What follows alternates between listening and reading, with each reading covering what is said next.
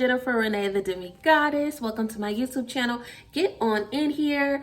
Okay, today's video is going to be about ancestral altars connections. Okay, I know I did a video about this before, but I want to break down a little bit more. As I'm going on my spiritual journey, I've decided to share the information that I gained and just with my research, because I don't know if I told you guys or not, but I am on the path of learning different African traditions and religions and stuff like that and spiritual practices, because I do want to get initiated into a ATR, but I'm doing my research and I'm taking my time, and I am working with the Orishas as I can until, you know, I get initiated and stuff like that, because I feel like more comfortable, and I've worked with the energy, and it works.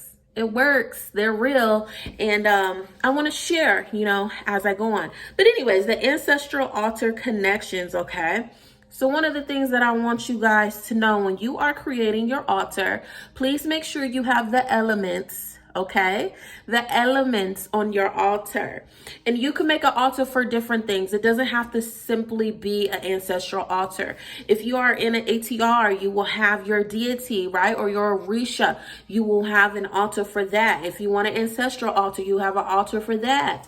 If you want to have a manifestation altar, you'll have an altar for that. You could make an altar for so many different things. Okay, but do your research, okay? Especially when you are a part of different ATRs or religions or spiritual practices, they may have different meanings and different rituals you need to do and all of that, okay?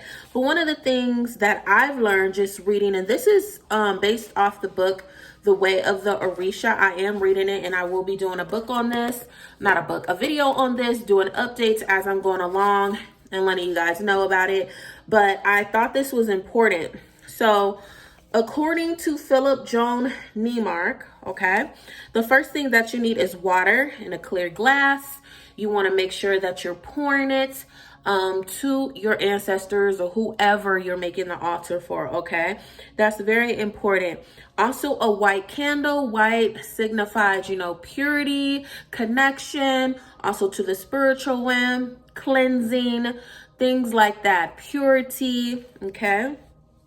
3, for 30 minutes a day for 7 consecutive days, you are to speak to your ancestors or the deity or whatever the altar is dedicated to, okay, for 7 consecutive days. At the same time, it's very important that you do that, because you are petitioning them. While you're coming to the altar, so are they coming to the altar.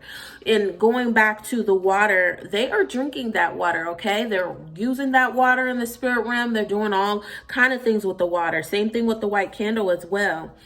And 4, you're going to call your ancestors' names 3 times and give them offerings. So your offerings are going to vary from ancestor to ancestor, or Orisha to Orisha, or whoever or whatever your altar is.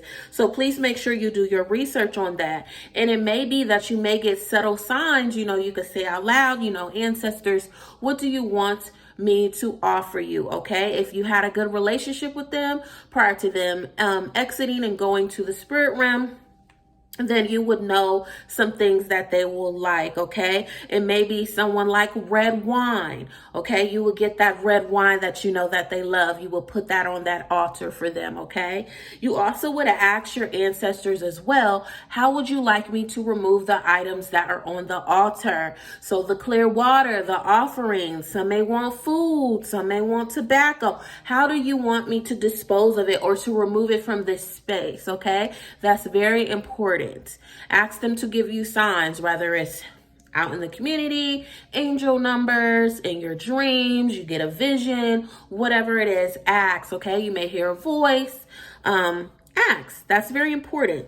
And then also too, you want to give them love, you want to give them thanks, you want to pray, okay, while you're doing that. I did do it. I was not consistent. I think I did 5 days, but my connection with my ancestors, I don't need to go for 7 consecutive days. I don't need to do that. Not to take that away from this book or anything, but I don't need to do that. Okay, now some spiritual practices, they say, you know, you have a certain amount of days you need to do that. But with the ancestors that I'm connected with, I personally don't need to do that. So you want to tweak these things based on, you know, your relationship with your ancestors, or you're trying to get a relationship with your ancestors. It's okay for you to tweak it on, because it's no way of connecting with your ancestors is cookie cutter. Everybody's is different. Everybody's is specific, okay, to that person and to whoever you're trying to connect with. That's very important. I can't stress that enough.